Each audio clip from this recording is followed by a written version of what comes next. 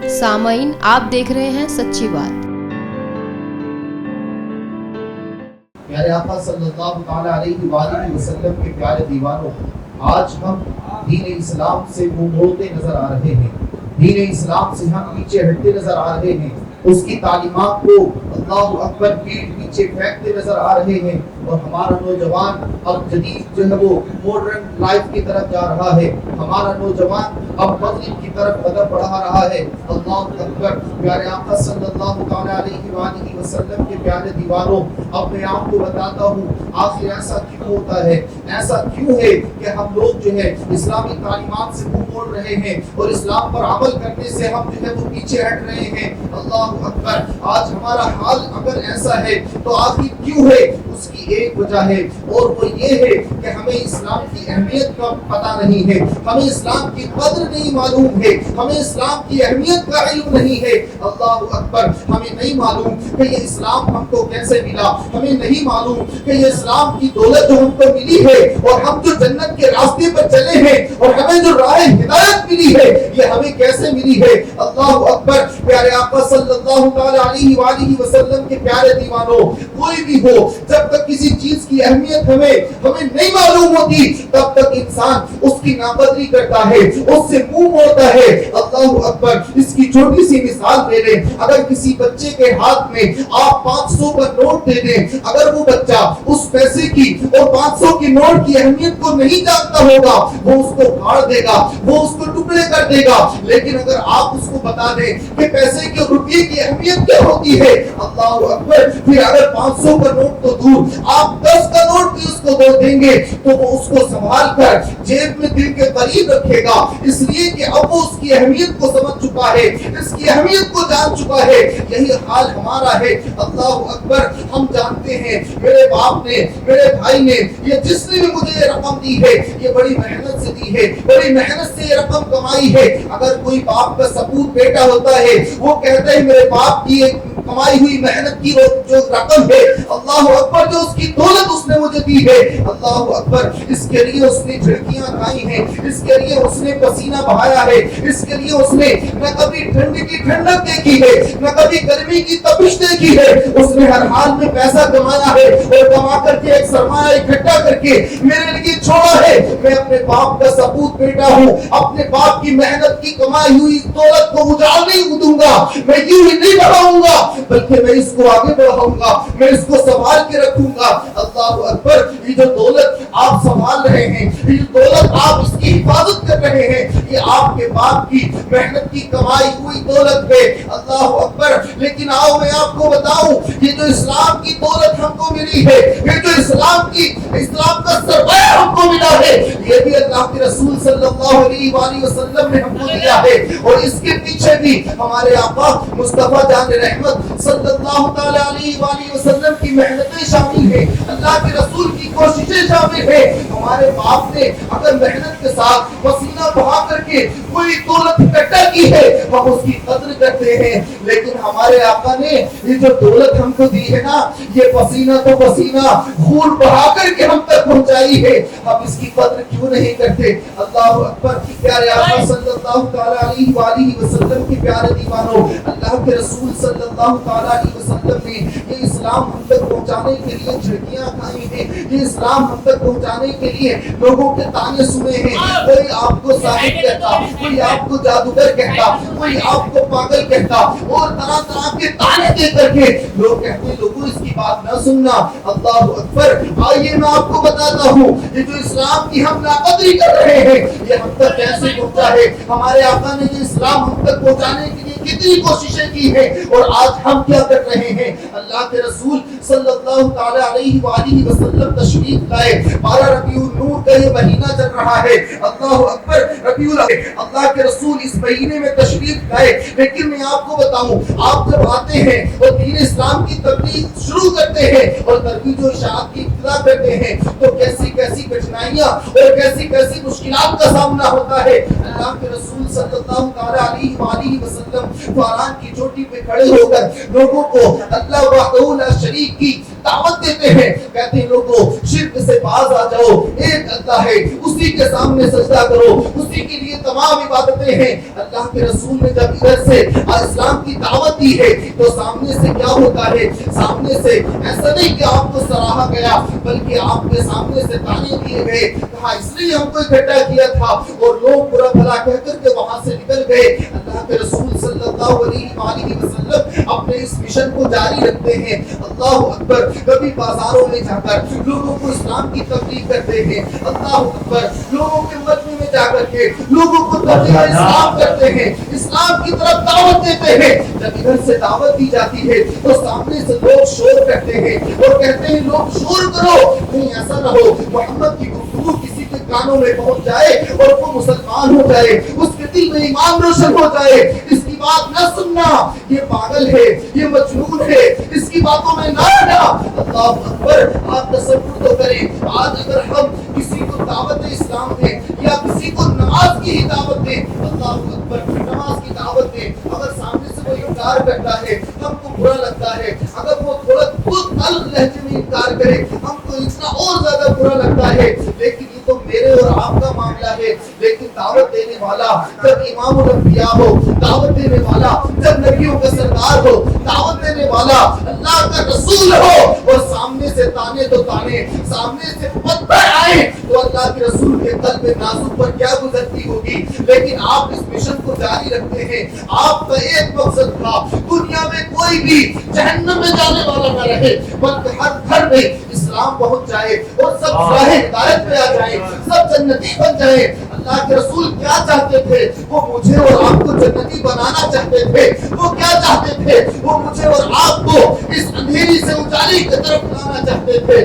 جس اندھیری کی طرف اب ہم بڑھ رہے ہیں۔ اللہ کے رسول صلی اللہ تعالیٰ علیہ وسلم نے تبلیغ اسلام کی ترویج و اشاعت، تبلیغ اسلام کو جاری رکھا، ترویج اسلام کو جاری رکھا اور پھر اس کے بعد اللہ کے رسول صلی اللہ علیہ وسلم کی کوششیں دیکھیں، آپ کو ہر طرف سے ستایا گیا، کبھی آپ کے راستے میں کانٹے بچھائے، کبھی آپ کے گلے میں پٹا ڈال کر کے ایک ادھر سے کھینچتا اور دوسرا دوسری طرف سے کھینچتا، اللہ اکبر، آپ کی مبارک آنکھیں ابل آتی، اور یہ ساری تکلیفیں کیوں برداشت کر رہے ہیں؟ صرف اس لیے تاکہ میں اور آپ مسلمان ہو جائیں، تاکہ مجھے اور آپ کو دین اسلام کی یہ راہ مل جائے، یہ مذہب اسلام مل جائے۔ یہ ہمیں یوں ہی نہیں ملا، ایسا نہیں ہوا، یہ حق ہے کہ اللہ کے رسول صاحب کمالات میں، یہ حق ہے اللہ کے رسول صاحب معجزات میں آپ نے چاند کے 2 ٹکڑے کیے ہیں، لیکن ایسا نہیں ہوا کہ اللہ کے رسول نے چاند کے 2 ٹکڑے کیے ہو اور سارے کے سارے لوگ مسلمان ہو گئے ہو۔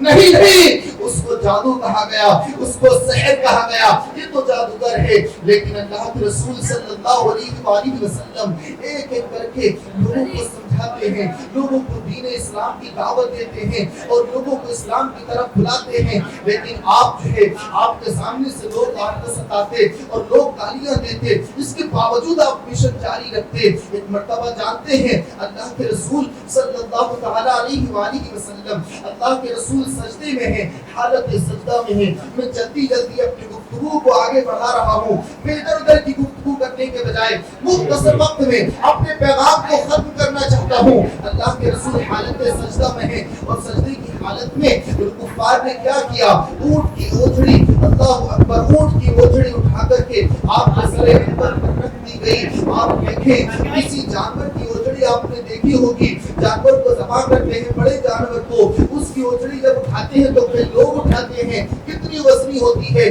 لیکن اگر وہ اوجھڑی ہو اور وہ اونٹ کی ہو تو کتنی بڑی ہوگی؟ وہ آپ کے سر اکبر پر رکھ دی جاتی ہے اور سجدے کی حالت میں ہے۔ اللہ اکبر، آپ حالت سجدہ میں رہے اور طویل سجدہ ہو گیا۔ اس کے بعد حضرت فاطمہ الزہرا رضی اللہ تعالی عنہا تشریف لاتی ہیں۔ آپ اس وقت چھوٹی عمر کی ہیں، اپنے ننھے ننھے ہاتھوں سے آپ اس اوجھڑی کو ہٹاتی ہیں اور پھر حضور سر اکبر اٹھاتے ہیں۔ آپ غور تو کریں، آپ توجہ تو کریں، یہ ساری تکلیفیں اللہ کے رسول کیوں سہ رہے ہیں؟ یہ ساری پریشانیاں اللہ کے رسول کیوں سہ رہے ہیں؟ صرف اس لیے تاکہ اسلام کی تبلیغ کریں۔ جب کفار نے دیکھا ہم لوگ ان کو ستا رہے ہیں، راستے میں کانٹے بھی بچھا لیے، گلے میں پٹا بھی ڈال دیا، ہم نے تانے بھی دے لیے، ہم نے لوگوں بچوں کو کو ان کے پیچھے بھی لگا دیا، شور ہو رہا ہے، سب کچھ کر رہے ہیں، لیکن محمد اپنے مشن سے نہیں ہٹتے، محمد اپنے مشن سے واپس نہیں ہٹتے۔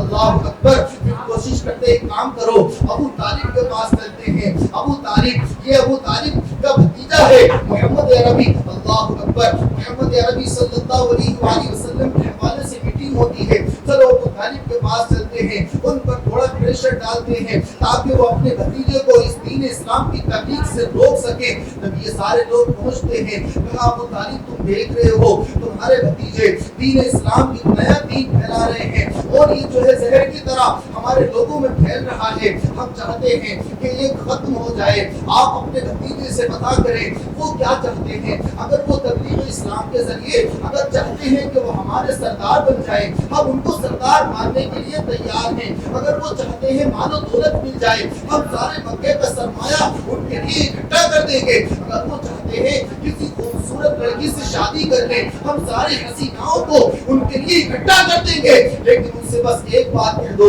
یہ جو نیا دین پھیلا رہے ہیں بس اس کو بند کر دے، ہم سب کچھ ایکسپٹ کریں گے۔ اللہ کے رسول صلی اللہ تعالی علیہ وآلہ وسلم اتنے میں پیچھے سے آ جاتے ہیں، ساری گفتگو آپ نے سن لی۔ جب ابو طالب کے پاس پہنچے، ابو طالب نے کہا بھتیجے ساری گفتگو تو آپ نے سن لی ہے، دیکھو یہ کیا کہہ رہے ہیں، دین اسلام کو روکنے کا ہے، حکم ان کا یہ ہے، ان کی منشا یہ ہے دین اسلام کی تبلیغ رک جائے۔ اللہ کے رسول صلی اللہ تعالی علیہ وآلہ وسلم کا جواب سنو۔ اللہ کے رسول جذبات میں آتے ہیں اور جذبات کی کیفیت میں آپ رائے ہوئی لہجے میں کہتے ہیں اے چچا سن لو، اگر یہ میرے ایک ہاتھ میں سورج لا کر کے رکھ دیں اور دوسرے ہاتھ میں چاند لا کر کے رکھ دیں اور مجھ سے کہہ دیں کہ دین اسلام کی تبلیغ کو روک دو، تب بھی میں اسلام کی تبلیغ کو بند نہیں کروں۔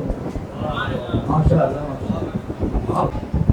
محفل میلاد میں آنے والوں، صرف میلاد کی محفلیں سجانا کافی نہیں ہوتا، آپ پیغام لے کر کے جائیں، سیرت مصطفیٰ سن کے جائیں، اللہ کے رسول نے یہ اسلام ہم تک کیسے پہنچایا ہے، یہ اسلام ہم تک کیسے پہنچا۔ تو یہ محفلیں ہم اسی لیے سجاتے ہیں تاکہ ہم بتا سکیں کہ اللہ کے رسول آئے اور آ کر کے آپ نے کیا کارنامے انجام دیے، آپ مسلمان بنے تو کیوں اور کیسے بنے، آپ جنتی بنے، اپنے آپ پر ہم فخر کرتے ہیں، ہم جنتی ہیں الحمدللہ، راہ ہدایت پہ ہیں، لیکن یہ راہ ہدایت جو ہم کو ملی ہے اور جس کو آج ہم ٹھکرا رہے ہیں اور اس کی تعلیمات سے دور ہو رہے ہیں، وہ کیسے ہم تک پہنچا ہے۔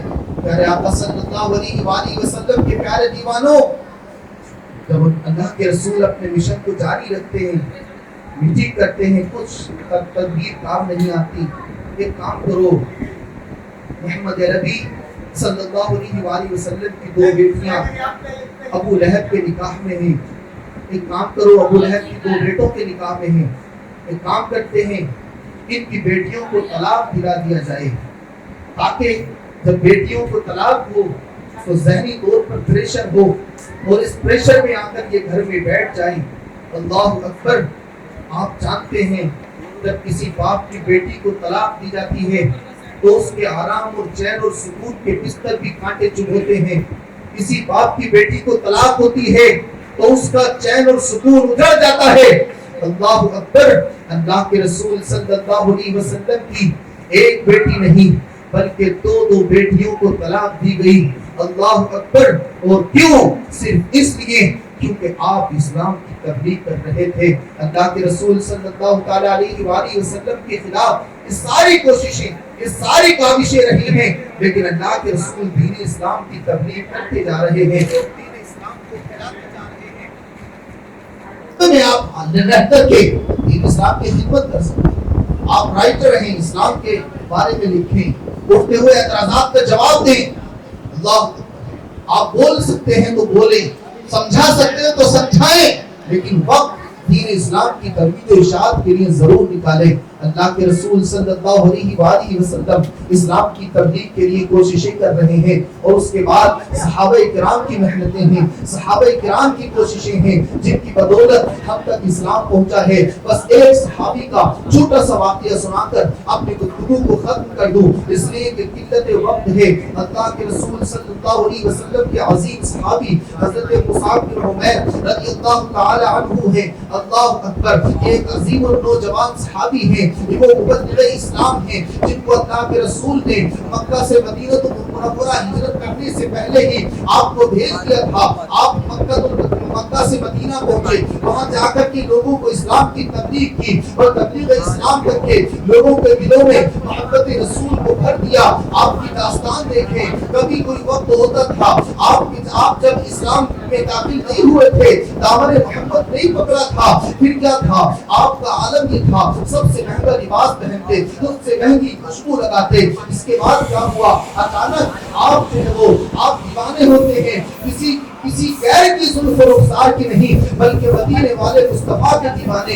اللہ کے رسول کے دست مبارک پر ہاتھ رکھ کر کے آپ مسلمان ہوتے ہیں، اور اس کے بعد جب آپ کے اہل و عیال کو پتا چلا، آپ کی والدہ کو پتا چلا کہ مصعب مسلمان ہو گئے ہیں، اللہ کے رسول صلی اللہ علیہ وآلہ وسلم کے دست مبارک پر انہوں نے اسلام قبول کر لیا ہے۔ اللہ اکبر۔ پھر اس کے بعد ان کی والدہ نے کہا، اے مصعب سن لو، اگر تم نے ایسا کیا ہے تو پھر میری ایک صاف بات سن لو، اور وہ یہ ہے کہ یا تو میرے مقابلے میں محمد کو چن لو، یا پھر مجھے چن لو، یا تو مجھے چھوڑ دو، یا محمد عربی کو چھوڑ دو۔ اللہ اکبر۔ حضرت مصعب بن عمیر کہتے ہیں، ماں اگر بات یہ ہے کہ محمد عربی کے مقابلے میں تو آئے گی تو پھر سن لے، میرے دل میں تیری بڑی محبت ہے، بڑا ادب ہے، لیکن اگر محمد عربی کا مقابلہ ہے تو پھر میرے لیے محمد عربی کا دامن ہی سب کچھ ہے۔ کہا اگر ایسا ہے تو پھر ٹھیک ہے، میرے کپڑے دے دے، میرا ایک قیمتی لباس دے دے۔ اللہ اکبر۔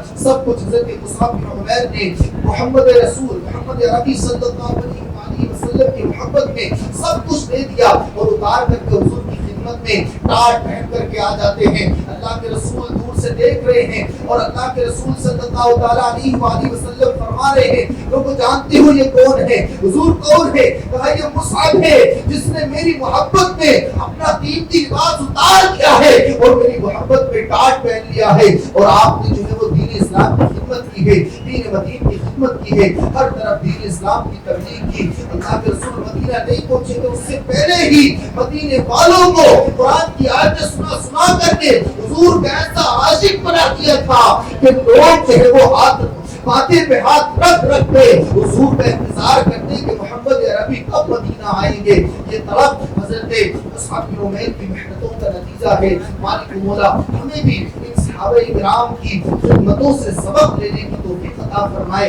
دعا ہے مالک مولا مجھے اور آپ کو اس پر عمل کی توفیق عطا فرمائے۔ بس اختتام کی طرف یہ اسی پر اپنی گفتگو کو ختم کرتا ہوں، جو باتیں سیکھی ہو جو قرآن اور حدیث کے خلاف ہو میں توبہ کرتا ہوں۔ استغفر اللہ ربی من کل ذنب و اتوب